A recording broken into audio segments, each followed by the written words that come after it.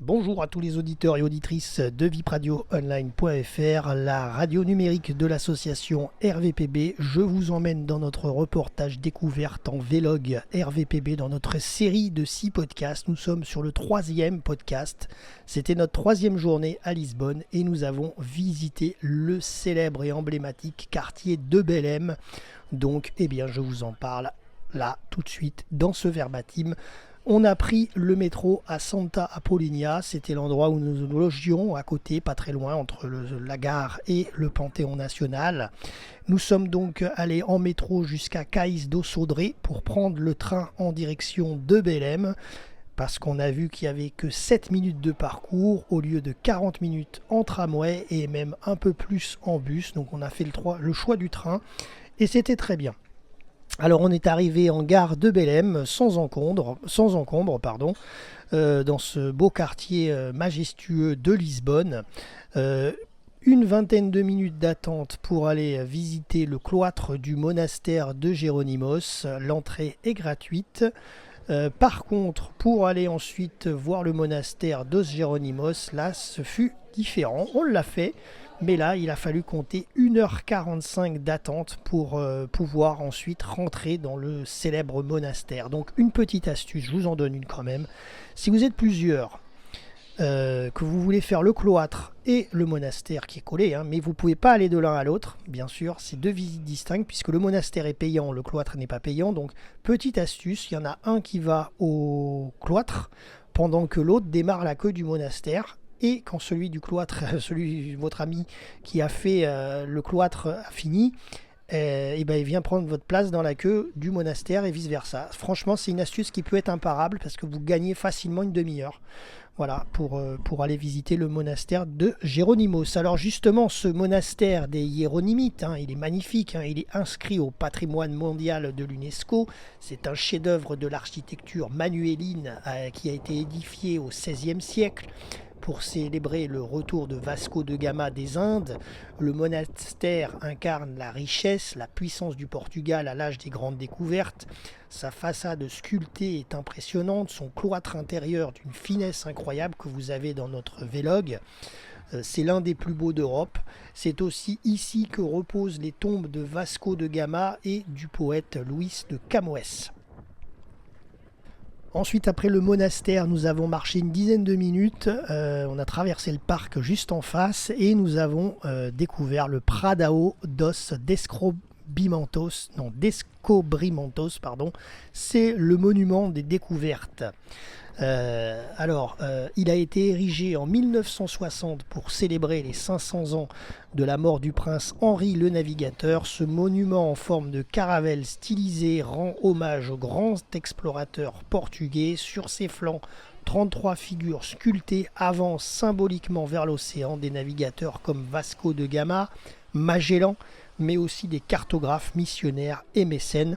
Face au monument, une immense rose des vents en marbre au sol évoque les routes maritimes du Portugal à travers le monde.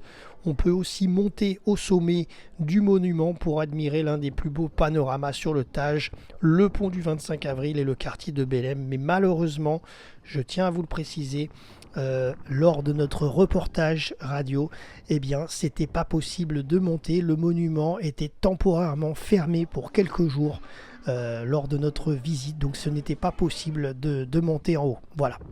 À une douzaine de minutes plus loin, suite à une balade agréable le long du Tage, se dresse la célèbre tour de Belém.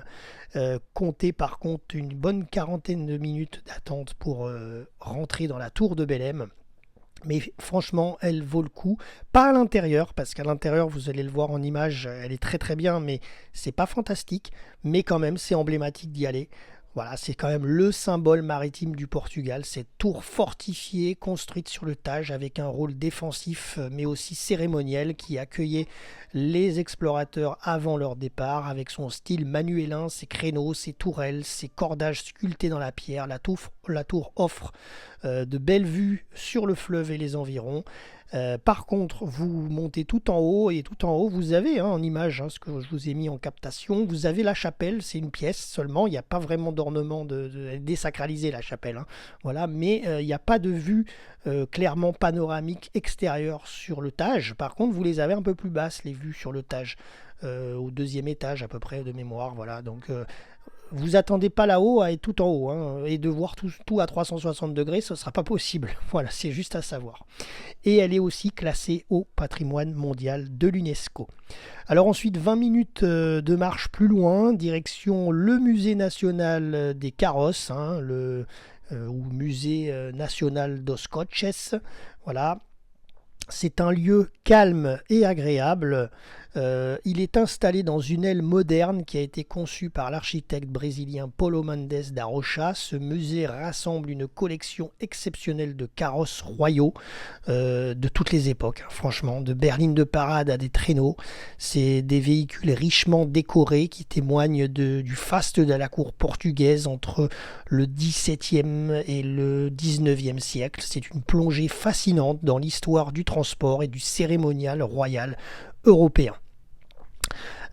Ensuite, donc après ce musée national des carrosses, eh bien nous sommes rentrés en tramway moderne, je précise, la 15E. Et ensuite, on a pris la célèbre, enfin c'est pas la célèbre parce qu'elle n'est pas célèbre, mais c'est franchement une très très belle ligne avec un tramway historique. J'en parle dans notre premier podcast sur Lisbonne si vous voulez plus d'infos. C'est la ligne 18, je vous conseille de la prendre. Vous partez de la Helix Factory, alors ça peut partir de plus loin je pense, du coup puisqu'on était à Belém, mais nous on l'a pris à la Helix Factory parce qu'on a fait un stop à la Helix Factory après Belém. Et on a pris cette ligne 18 historique de tramway en direction du Time of Market. Voilà, très sympa ce petit aperçu de cette ligne de tramway, parce que la ligne 28E, nous personnellement, on ne l'a pas faite. Elle a été bondée de monde à Lisbonne, donc voilà, c'est une belle alternative, la ligne 18 en tramway historique. Alors, quelques infos pratiques pour vous rendre à Belém. N'hésitez pas à prendre la Lisboa Card, c'est une bonne option, 31 € la journée, vous l'amortirez, parce que les monuments sont inclus de Belém. Et le transport également, le train, le métro, la tramway, tout ce que vous voulez. Par contre, bémol, ce n'est pas un coupe-fil, la Lisboa Card, il faut le savoir, ça ne vous évite pas les files d'attente dans ce type de monument. Par contre, à certains endroits, oui, je vous en parlerai. Du coup, même les personnes à mobilité réduite, notamment je pense à nos Français en PMR, il vous faudra attendre. Voilà, donc c'est quand même assez mal fait là-dessus. Des files avec horaires spécifiques comme au musée national de Azulejos ou au palais de Pena à Sintra seraient largement plus judicieux. Mais bon, c'est comme ça. Voilà, c'est tout pour ce podcast. Merci à vous de nous avoir suivis. C'était Jérôme pour RVPB, vipradioonline.fr et je vous invite à suivre notre prochain podcast.